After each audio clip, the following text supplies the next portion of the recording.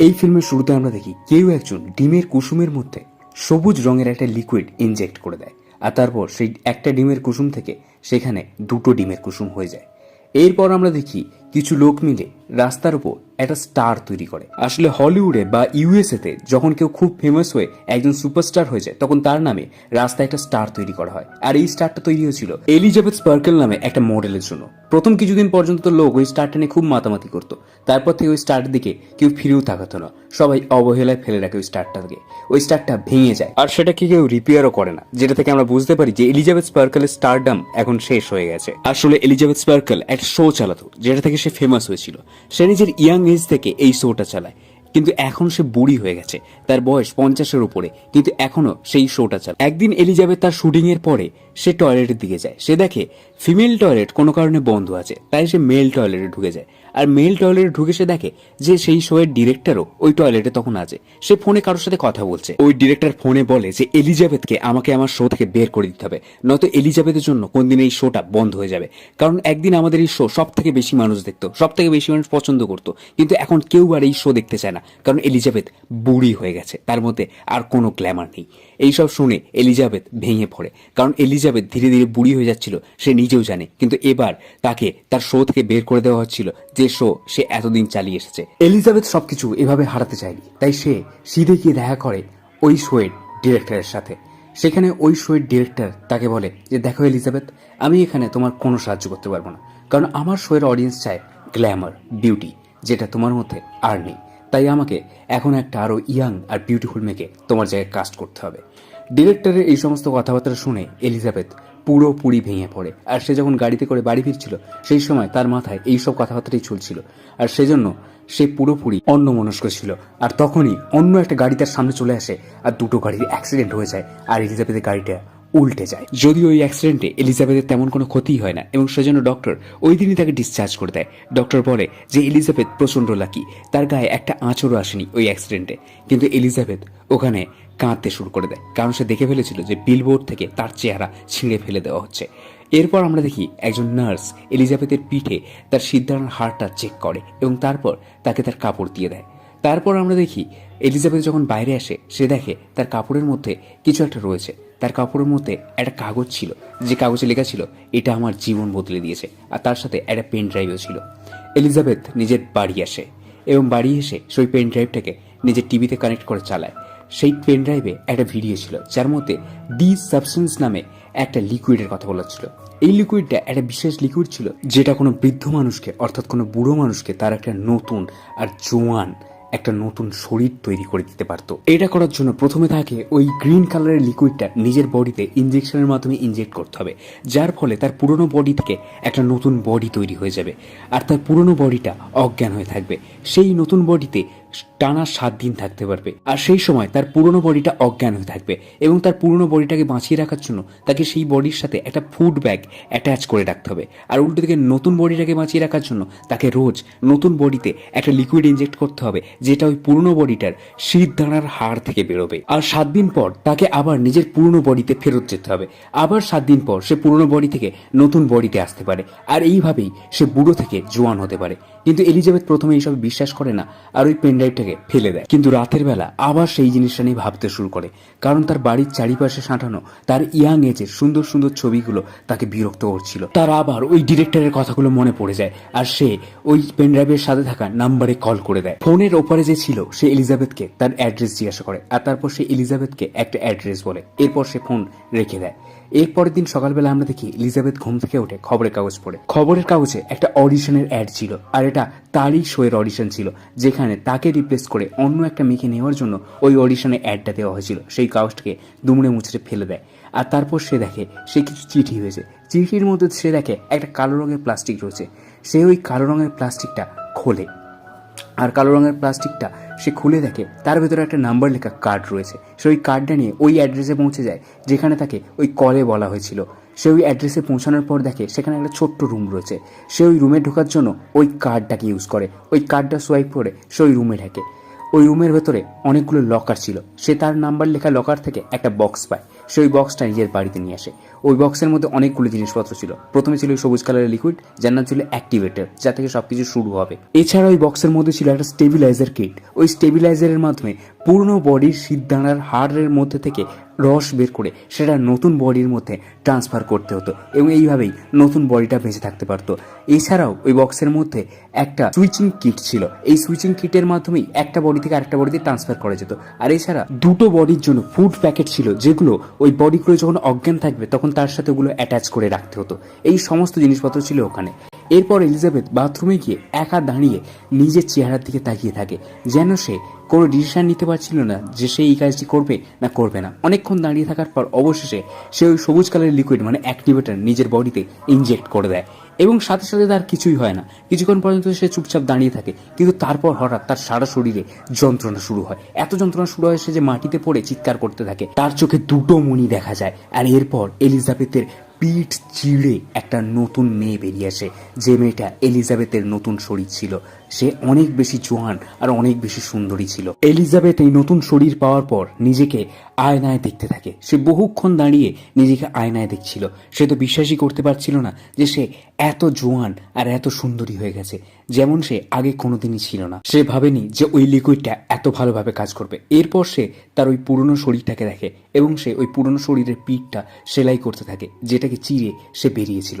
এরপর সে পুরনো শরীরটাকে বাঁচিয়ে রাখার জন্য তার সাথে একটা ফুড ব্যাগ অ্যাটাচ করে দেয়, যে ফুড ব্যাগটা ওকে কোম্পানির তরফ থেকেই দেওয়া হয়েছিল।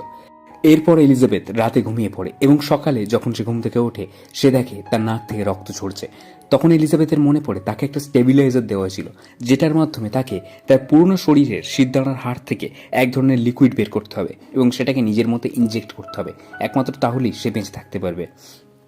সে তাড়াতাড়ি তার পুরনো শরীর থেকে ওই লিকুইডটা বের করে এবং তারপর ওই লিকুইডটা ইনজেকশনের মাধ্যমে নিজের শরীরে ইনজেক্ট করে দেয় এবং তারপর এলিজাবেথ পুরোপুরি ঠিক হয়ে যায়। এলিজাবেথের এই বডিটা আগের থেকে অনেক বেশি বিউটিফুল আর গ্ল্যামারাস ছিল। সেজন্য এলিজাবেথ ওই শো এর অডিশনে চলে যায়, যে শো থেকে তাকে বের করে দেওয়া হয়েছিল।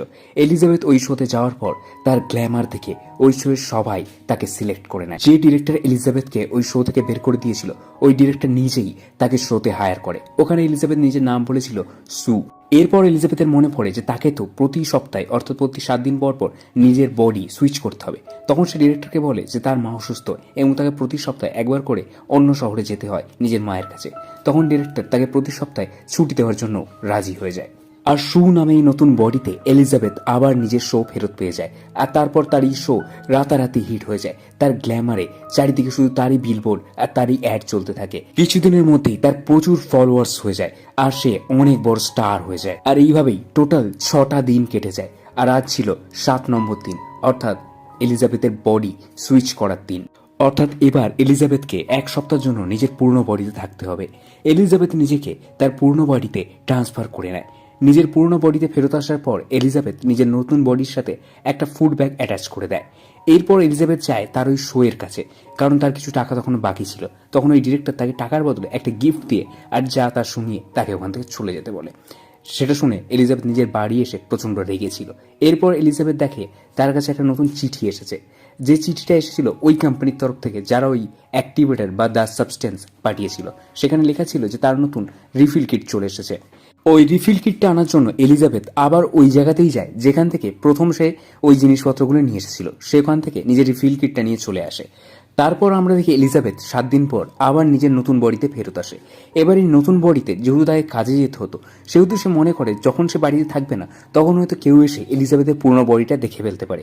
তাই সে ঠিক করে সে তার বাড়ির একটা দেয়াল ভেঙে সেখানে একটা সিক্রেট জায়গা তৈরি করে সেখানে এলিজাবেথের পুরনো বডিটা লুকিয়ে রাখবে, যাতে সেটাকে কেউ না দেখতে পায়। কিন্তু তার এই দেয়াল ভাঙার আওয়াজে আশেপাশের প্রতিবেশীরা বিরক্ত হয়ে যায়। একটা ছেলে তো তার কাছে কমপ্লেন করতেও আসে, কিন্তু ছেলেটা সামনে থেকে সুকে দেখার পর আর কমপ্লেন করতে পারে না। বরঞ্চ সে বলে, যদি কোনো সাহায্যের দরকার হয় তো আমাকে বলো। কিন্তু সু তো সিক্রেট কাজ করছিল, তার কোনো সাহায্যের দরকার ছিল না। তাই সে ছেলেটার মুখের ওপরই তার দরজা বন্ধ করে দেয়। আর এরপর সু বেশ কয়েক ঘন্টা ধরে কাজ করার পর অবশেষে সে একটা সিক্রেট জায়গা বানিয়ে নেয় নিজের ঘরের মধ্যে, যেখানে সে এলিজাবেথের বডিটাকে লুকিয়ে দেয়। এলিজাবেথের বডিটা ওখানে লুকিয়ে দেওয়ার পর সুয়ের মনে হয় যে এখন তো সে এলিজাবেথ নয়, সু, আর ঘরটাও তার। তাই সেজন্য এই ঘরে এলিজাবেথের কোনো জিনিস রাখা ঠিক হবে না, তাই সে এলিজাবেথের সমস্ত ছবিগুলো নিয়ে ওই জায়গায় লুকিয়ে দেয়। এরপর এলিজাবেথ এই নতুন বডিতে মানে সুয়ের বডিতে প্রচন্ড বেশি এনজয় করে, তার এই স্টারডামকে এনজয় করে। আর এইভাবেই সে ভুলে যায় যে 7 দিন পেরিয়ে গেছে আর তাকে নিজের বডি সুইচ করতে হবে। সে তো নিজের বাড়িতে একটা ছেলেকে নিয়ে আসে, আর তখনই তার নাক থেকে রক্ত ঝরা শুরু হয় আর তার শরীর খারাপ হতে শুরু করে। আর সে বুঝতে পারে যে এবার তাকে তার বডিটা সুইচ করতে হবে। কিন্তু তখন তার মনে হয় সে যদি বডি সুইচ না করে, সে যদি এই বডিতে আরও কিছুদিন থাকতে চায়, এইসব ভেবে সে অবশ্যই নিজের পুরনো বডির কাছে যায় আর তার শিরদাঁড়া থেকে ওই রস বের করে স্টেবিলাইজারের মাধ্যমে, আর সেটা নিজের বডিতে ইনজেক্ট করে। আর তারপর সে ঠিক হয়ে যায়। কিন্তু উল্টো দিকে এটার প্রভাব পড়ে এলিজাবেথের পুরনো শরীরটার উপর।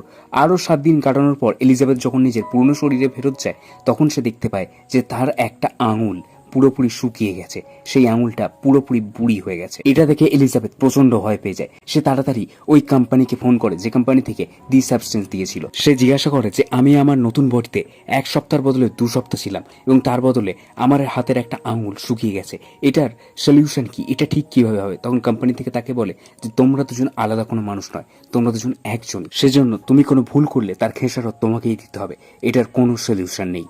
এটা শোনার পর এলিজাবেথ পুরো থমকে যায়। কোম্পানি থেকে আরো বলে যে তোমাকে প্রতিটা প্রসেস ঠিকঠাকভাবে ফলো করতে হবে, একটা ভুল হলে তার প্রভাব দুটো বডির ওপরই পড়বে। এরপর এলিজাবেথ আবার ওই জায়গায় যায় নিজের নতুন রিফিল কিটটা নেওয়ার জন্য। এরপর এলিজাবেথ একটা রেস্টুরেন্টে যায় খাবার খাওয়ার জন্য। সেখানে একটা বুড়োর সাথে তার দেখা হয়। সেই বুড়োটা তাকে আজব আজব কথা বলছিল।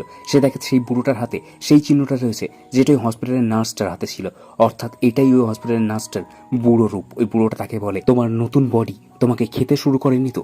এটা শোনার পর এলিজাবেথ ওখানে কিছু বুঝতে পারে না, কিন্তু সে ওখান থেকে উঠে তখনই পালিয়ে যায়। কিন্তু এই ঘটনার পর এলিজাবেথ ঠিক করে যে সে এবার থেকে তার এই পুরনো শরীরেও মানে তার এই বুড়ো শরীরেও খুশি থাকার চেষ্টা করবে, এবং সেই জন্য সে তার একটি পুরনো বন্ধুর সাথে কন্ট্যাক্ট করে এবং তার সাথে দেখা করার প্ল্যান করে। আর এরপর সে একদম ইয়াং এজের মতো নতুন করে মেকআপ করে এবং ভালো ড্রেস পরে। আর তারপর সে যখন বাইরে বেরোয়, সে সামনে সুয়ের লাগানো বিলবোর্ডটা দেখতে পায়, যেটা থেকে তার পুরো কনফিডেন্স চলে যায়। আর এরপর রেগে গিয়ে সে নিজের মেকআপ পুরো খারাপ করে দেয়, সে নিজের ড্রেস পোশাকও পুরোপুরি খারাপ করে দেয়, যা থেকে আমরা বুঝতে পারি যে এলিজাবেথ ধীরে ধীরে পাগল হয়ে যাচ্ছে। আর এরপর সে প্রচুর পরিমাণে খাবার খায়। এরপর আমরা সুকে দেখি, অর্থাৎ এলিজাবেথ নিজের বডি সুইচ করে নিয়েছিল। এদিকে সু নিজের শুটিংয়ের মাঝখানে মানে তার শো এর মাঝখানে হঠাৎ দেখে যে তার শরীরের নিচের দিকের অংশে কিছু একটা ফুলে আছে। এটা দেখার পর সে শুটিং থেকে বেরিয়ে যায় এবং একটা সিক্রেট জায়গায় পৌঁছায়, এবং সেখানে পৌঁছানোর পর সে নিজের শরীরের নিচে ওই ফুলে থাকা জায়গাটাকে ঠেলতে থাকে এবং ঠেলতে ঠেলতে ওই জায়গাটাকে নিজের নাভির মধ্যে থেকে বের করে এবং বের করে থাকে সেটা একটা চিকেন, যেটা এর আগের দিন রাতে এলিজাবেথ খেয়েছিল। আর এটা দেখার পর তার চোখ খুলে যায় আর সে দেখে যে সে স্বপ্ন দেখছিল। এরপর সকালবেলা এলিজাবেথ সত্যি তার বডি সুইচ করে নেয়। আর এরপর সু গিয়ে পৌঁছায় তার শুটিং এর ওখানে, কিন্তু সেখানে গিয়ে সে দেখে সেখানে সবকিছু গুটিয়ে ফেলা হচ্ছে। সে দেখে সবকিছু প্যাক আপ হয়ে গেছে। সেখানে সে জিজ্ঞাসা করে জানতে পারে যে এই শোটা আর হবে না। এটা শুনে সে চিন্তিত হয়ে পড়ে। সে সিদিকে পৌঁছে যায় তার ডিরেক্টরের কাছে এবং ডিরেক্টরকে জিজ্ঞাসা করার পর সে জানতে পারে যেটা আর ব্যাড নিউজ নয়, এটা একটা গুড নিউজ। সে আর এই নর্মাল শোটা হোস্ট করবে না, সে এবার শহরের সব থেকে বড় show new year's eve host করবে। আর তারপর এটা শুনে সু প্রচন্ড বেশি খুশি হয়, সে আনন্দে কেঁদে ফেলে। কিন্তু সুয়ের একবার মনেও পড়েনি যে নিউ ইয়ার ইভ ওই দিন ছিল যেদিন তার বডি সুইচ করার দিন ছিল, অর্থাৎ সেদিন তাকে এলিজাবেথের বডিতে যেতে হতো। কিন্তু সে এলিজাবেথের বডিতে যায় না, বরঞ্চ সে আরো বেশি দিন সুয়ের বডিতে থাকার জন্য এলিজাবেথের শিরদাঁড়া থেকে অনেক বেশি পরিমাণ ওই লিকুইড বের করে নেয় আর সেগুলো নিজের বডিতে ইনজেক্ট করতে থাকে এবং তার মাধ্যমে সুয়ের বডিতে থাকে। কিন্তু এটার ডিরেক্ট এফেক্ট পড়ে এলিজাবেথের বডির উপর। বহুদিন পরে যখন সে আবার এলিজাবেথের বডিতে ফেরত যায়, তখন দেখা যায় এলিজাবেথ পুরোপুরি বুড়ি হয়ে গেছে, তার অবস্থা খুব খারাপ ছিল। আর এই সব কিছু হয়েছিল সুয়ের বেশি দিন নিজের বডিতে থাকার জন্য। এসব দেখে এলিজাবেথ সুকে ঘৃণা করতে শুরু করে। সে সুয়ের সব ছবিগুলোকে ধরে ধরে মারতে শুরু করে। আর তারপর সে নিজের বাড়ির সামনে থাকা ওই গ্লাসটাকেও কভার করে দেয়, যে গ্লাস থেকে সামনে সুয়ের ওই বিলবোর্ডটাকে দেখা যেত। আর এরপর সে ওই কোম্পানিতে ফোন করে যেখান থেকে দিস সাবস্টেন্স দেওয়া ছিল। সে ওই কোম্পানিকে ফোন করে জিজ্ঞাসা করে যে এসবের কি কোনো সলিউশন নেই। সে তার ওই পুরনো বডিটা ফেরত পেতে চায় যেখান থেকে সু বেরিয়েছিল, কিন্তু কোম্পানি থেকে তাকে বলে এর কোনো সলিউশন নেই, কারণ যা হবার তা হয়ে গেছে, এটাকে আর বদলানো যাবে না। তবে হ্যাঁ, এই সব কিছুকে এখনই আটকে দেওয়া যেতে পারে। আপনি যদি চান তো সবকিছু এখনই বন্ধ করে দিতে পারেন, তাহলে আপনার এই শরীর যেমন আছে তেমনই থেকে যাবে, কিন্তু এর থেকে ইয়াং আর আপনি কোনোদিন হতে পারবেন না। এসব শোনার পর এলিজাবেথের মাথা খারাপ হয়ে যায়। কিন্তু ঠিক তখনই এলিজাবেথের কাছে তার শোয়ের কল আসে, আর সেই কল আসার পর এলিজাবেথ আবার নিজেকে সুতে কনভার্ট করে নেয়। আর তারপর সু বহুদিন নিজের বডিতে থাকার জন্য সে ওই এলিজাবেথের বডি থেকে একেবারে 3 মাসের ওই সিদ্ধাড়া রস বা ওই বিশেষ লিকুইড বের করে নেয়। আর এরপর সে 3 মাস ধরে সুয়ের বডিতে দারুণভাবে এনজয় করে, সে নিজের দিন কাটাতে থাকে। আর ঠিক যেদিন সে অ্যাওয়ার্ড পেত ঠিক তার আগের দিন তার ওই স্পেশাল ফ্লুইড বা তার ওই সিদ্ধাড়া রস শেষ হয়ে যায়। আর সেদিনও সু একটা ছেলেকে তার বাড়িতে এনেছিল। আর ঠিক তখনই তার শরীর খারাপ হতে শুরু করে, তার মনে হয় তার প্রতিটা অঙ্গ প্রত্যঙ্গ ফেটে যাবে। সে ঠিক তখনই যায় এলিজাবেথের কাছে তার বডি থেকে ওই স্পেশাল লিকুইড বের করার জন্য, কিন্তু তার বডি থেকে আর ওই সিদ্ধানার রস বের হয় না। এটা দেখার পর সে ওই কোম্পানিকে ফোন করে। সু কোম্পানির লোকেদের বলে যে এলিজাবেথের বডি থেকে আর ওই স্পেশাল লিকুইড বেরোচ্ছে না। তখন কোম্পানি থেকে বলা হয় যে ওই বডি থেকে যখন আর স্পেশাল লিকুইড বেরোচ্ছে না, তার মানে হলো আপনি ওই বডি থেকে সমস্ত স্পেশাল লিকুইড বের করে নিয়েছেন। এখন আপনাকে অপেক্ষা করতে হবে যতদিন না ওই বডিতে স্পেশাল লিকুইড তৈরি হয়, এবং ততদিন পর্যন্ত আপনাকে নিজের বডি সুইচ করে নিতে হবে। এরপর সুয়ের অবস্থা আরো খারাপ হয়ে যায়। সে কোনোভাবে এলিজাবেথের কাছে গিয়ে নিজের বডি সুইচ করে নেয়, কিন্তু বডি সুইচের আওয়াজ ওই ছেলেটাও শুনে নেয়। আর সে ওয়াশরুমের দিকে এগোতে থাকে। আর ঠিক তখনই এলিজাবেথ ওয়াশরুমের দরজাটা বন্ধ করে দেয়, কারণ এলিজাবেথ চাইছিল না যে তার এই ভয়ঙ্কর রূপটা ওই ছেলেটা দেখতে পাক। এলিজাবেথ পুরোপুরি বুড়ি হয়ে গেছিল, তার অবস্থা প্রচণ্ড খারাপ ছিল, তার মাথার সমস্ত চুল পড়ে গেছিল, আর তাকে দেখতে একটা কিম্ভূত কিমাকার একটা অদ্ভুত রকমের দেখতে লাগছিল, পুরো দানবের মতো। এলিজাবেথ তাড়াতাড়ি ওই কোম্পানিকে আবার ফোন করে এবং ফোন করে বলে সেই সমস্ত কিছু এখানে আটকে দিতে চায়। তখন কোম্পানি থেকে তাকে টার্মিনেশন লিকুইড নিয়ে যেতে বলে, যে লিকুইডের মাধ্যমে সবকিছু শেষ হয়ে যাবে। এলিজাবেথ নিজের এই কুৎসিত শরীরটাকে যতটা পারে কাপড়ের মধ্যে ঢেকে সবার থেকে লুকিয়ে ওই জায়গায় গিয়ে পৌঁছায় যেখানে তার ওই টার্মিনেশন লিকুইডটা রাখার ছিল। সে ওখানে গিয়ে নিজের টার্মিনেশন লিকুইডটা নিয়ে নেয়, এবং সেটাকে নেওয়ার পর সে বাড়ি আসে। ওই টার্মিনেশন লিকুইডটাকে তাকে সুয়ের মধ্যে ইনজেক্ট করতে হতো, যার ফলে সু মারা যেত, এবং তারপর সে এই অবস্থায় থেকে যেত। কিন্তু সে সুকে মারতে গিয়েও মারে না, কারণ তার মনে পড়ে যে কোম্পানি থেকে তাকে বলেছিল সুকে মেরে দেওয়ার পর সে ঠিক এই অবস্থাতেই থেকে যাবে যেমনভাবে সে আছে। কিন্তু তারপরে সে আয়নাতে নিজের চেহারা দেখে, আর তার মনে পড়ে সুয়ের জন্য এই সব কিছু। আর তখনই সে ওই টার্মিনেশন লিকুইড ভর্তি ইনজেকশনটা সুয়ের বডিতে ইনজেক্ট করে দেয়। কিন্তু তারপরই তার মনে পড়ে যে এখনও তো তার অ্যাওয়ার্ড শো বাকি। সেই অ্যাওয়ার্ড শোতে সে অ্যাওয়ার্ড পাবে, প্রচুর লোক তার গ্ল্যামার তার বিউটি নিয়ে তার প্রশংসা করবে, এবং সেটা তো সে শুনতে চায়। এই লোভে পড়ে সে ওই টার্মিনেশন লিকুইডটা পুরো যেতে দেয় না, সে ওটাকে মাঝপথেই আটকে দেয়। আর তারপর সে সুকে জাগাতে শুরু করে। সে জানতে চাইছিল যে টার্মিনেশন লিকুইড দিয়ে সু মারা যায়নি তো, সেজন্য সে সুকে ডাকছিল। কিন্তু অনেকক্ষণ সুকে ডাকার পরও যখন সে ওঠে না, তখন তার মনে পড়ে যে তাকে তো নিজের বডি সুইচ করতে হবে। কিন্তু সে বডি সুইচ করতে গিয়ে দেখে যে বডি সুইচ হয় না। তখন সে আরও চিন্তায় পড়ে যায়। শেষ পর্যন্ত সে নিজের সিদ্ধাড়ার রস নিয়ে সুয়ের বডিতে ইনজেক্ট করে দেয়, আর তখনই সু জেগে ওঠে। মানে একসাথে সু আর এলিজাবেথ দুজনেই অ্যাক্টিভ হয়ে যায়। আর সু যখন জেগে উঠে দেখে যে এলিজাবেথ তাকে টার্মিনেশন লিকুইড দিয়ে মেরে ফেলতে চেয়েছিল, তখন সে প্রচণ্ড রেগে যায়। রেগে গিয়ে সে এলিজাবেথকে মারতে শুরু করে। সে তাকে মেরে মেরে তার মাথা ফাটিয়ে দেয়, এবং তার মাথা ফাটিয়ে এইভাবেই সে এলিজাবেথকে মেরে ফেলে। কিন্তু এলিজাবেথকে মেরে ফেলার পর সু বুঝতে পারে সে অনেক বড় ভুল করে ফেলেছে, কারণ এবার থেকে সে ওই স্পেশাল লিকুইড বা ওই শিরদানার রস কোত্থেকে পাবে। কিন্তু সে এবার চলে যায় তার ওই অ্যাওয়ার্ড শোতে, যে অ্যাওয়ার্ড শোতে সে অ্যাওয়ার্ড পেত। আর সেখানে সমস্ত লোক তাকে খুব ভালোভাবে ওয়েলকাম করে। আর তারপর সময় এগোতে থাকে, তার সাজ পোশাক হয়ে যায়। আর তারপর হঠাৎ সে তার বডিতে অদ্ভুত কিছু লক্ষ্য করে। তার নাক থেকে রক্ত পড়তে শুরু করে।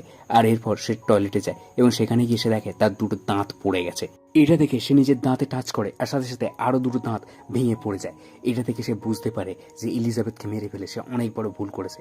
এবার তাকে বেঁচে থাকার জন্য কোনোভাবে সিদ্ধাড়ার রস জোগাড় করতেই হবে, নয়তো সে বাঁচবে না। এটা দেখার পর সু তাড়াতাড়ি ওখান থেকে চলে যাওয়ার জন্য লিফটের মধ্যে চলে যায়। কিন্তু ঠিক তখনই সে ওই লিফটের মধ্যে যাওয়ার পরই দেখে যে তার একটা নখ আর তার একটা কান কেটে পড়ে যায়। সে প্রচণ্ড বেশি ভয় পেয়ে যায়। কিন্তু ঠিক তখনই একটা লোক তার পাশে চলে আসে লিফটের মধ্যে, এবং তাকে সবকিছু ন্যাচারাল আছে দেখানোর জন্য সে সবকিছু ন্যাচারাল থাকার অ্যাক্টিং করে। এবং তারপর ওই লোকটা যখন চলে যায়, সে তাড়াতাড়ি দৌড়ে নিজের বাড়ি দিকে যেতে শুরু করে। আর তখনই তার মাথায় একটা প্ল্যান আসে যে তার কাছে তো অ্যাক্টিভেটার আছে, যে অ্যাক্টিভেটার দেওয়ার পরে তার শরীর থেকে নতুন একটা শরীর তৈরি হয়ে গেছিল। সে তাড়াতাড়ি ওই অ্যাক্টিভেটার নিয়ে নিজের বডিতে ইনজেক্ট করে দেয়। কিন্তু সে ভুলে যায় যে ওই অ্যাক্টিভেটার মাত্র একবারই ইনজেক্ট করতে বলা হয়েছিল। আর সাথে সাথে তার আবার যন্ত্রণা শুরু হয়, তার পিঠ আবার চিড়ে যায়, আর সেখান থেকে একটা নতুন শরীর বাইরে বেরিয়ে আসে, যে শরীরটা সু আর এলিজাবেথের একটা মিক্স ভার্সন ছিল। আর সেটাকে দেখতে একটা শয়তান বা একটা মনস্টারের মতো দেখাচ্ছিল। এই বিভৎস শরীরের মধ্যে সু পুরোপুরি পাগল হয়ে গেছিল, তার মাথা সম্পূর্ণ খারাপ হয়ে গেছিল। সে বুঝতে পারছিল না সে কি করছে এবং সে যেগুলো করছে সেগুলো আদৌ কোনো কাজের কিনা। সু তারপর একটা কাজ করে, সে এলিজাবেথের একটা কাটা ছবি নিয়ে তার মুখে লাগিয়ে নেয় এবং সেটার উপর লিপস্টিক লাগিয়ে সে ওই অ্যাওয়ার্ড শোতে পৌঁছে যায়। আর তারপর মাইকের সামনে যাওয়ার পর তার মুখ থেকে ওই ছবিটা পড়ে যায় আর সবাই তার ওই মনস্টারের মতো চেহারাটা দেখতে পায়, যেটা দেখতে অত্যন্ত ভয়ানক ছিল। সবাই সেখানে ভয় পেয়ে গিয়ে তাকে মারতে শুরু করে। সেখানে থেকে একটি লোক একটা বেসবল ব্যাট নিয়ে এসে সেটা দিয়ে সুকে মারতে শুরু করে এবং সেই মারেতে সুয়ের বডি চারিদিকে টুকরো টুকরো হয়ে ছড়িয়ে পড়তে শুরু করে। স্টুডিওর চারিদিক সুয়ের রক্তে রক্তে ভর্তি হয়ে যায়। তার শরীর থেকে সমস্ত মাংস ঝরে ঝরে পড়তে থাকে, তার ওই শরীরটা চারিদিকে ছড়িয়ে যায়। আর এরপর সে তার ওই ছড়িয়ে যাওয়া শরীর থেকে একটা ছোট্ট অংশ হিসাবে সামনে এগোতে শুরু করে। সে বুকে হেঁটে হেঁটে গিয়ে তার ওই স্টারের ওপর গিয়ে পৌঁছায়। সেখানে শুধু তার মুখটা ছিল, তার স্টারটা ছিল আর খোলা আকাশ ছিল। সে ওখানে হাসছিল। এরপর তার ওই শরীরটুকুও থাকে না। ধীরে ধীরে আমরা দেখি তার ওই শরীরটা পচে গলে যাচ্ছে এবং গলে যেতে যেতে সেখানে শুধুমাত্র রক্ত থাকে। আর এর পরের দিন ওখানে সাফাই কর্মীটা এসে ওই রক্তটা পরিষ্কার করে দিয়ে যায়। আর এখানেই এই বডি হরর ফিল্মটা শেষ হয়ে যায়। তো এই ছিল আজকের ভিডিও। যদি এক্সপ্লেনেশন ভালো লাগে তো লাইক, কমেন্ট, শেয়ার করে দিও আর সাবস্ক্রাইব করে পাশে থেকো। আর হ্যাঁ, থ্যাঙ্কস ফর ওয়াচিং।